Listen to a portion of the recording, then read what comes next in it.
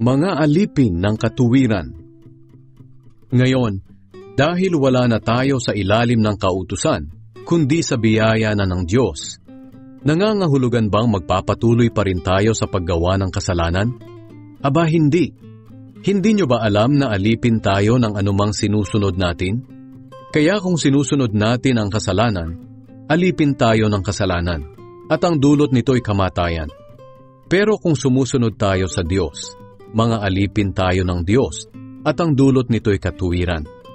Noong una, alipin kayo ng kasalanan. Pero salamat sa Diyos, dahil ngayon, buong puso ninyong sinusunod ang mga aral na itinuro sa inyo.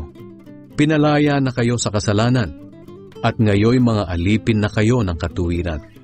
Ginagamit ko bilang halimbawa ang tungkol sa mga alipin para madali ninyong maunawaan ang ibig kong sabihin. Noong unay nagpaalipin kayo sa karumihan at kasamaan, at naging masama nga kayo.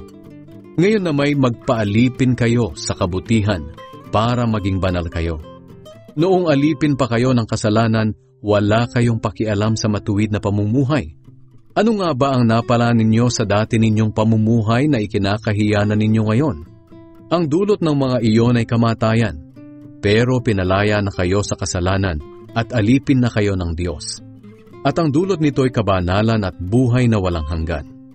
Sapagkat ang kabayaran ng kasalanan ay kamatayan, ngunit ang kaloob ng Diyos ay buhay na walang hanggan sa pamamagitan ni Kristo Jesus na ating Panginoon.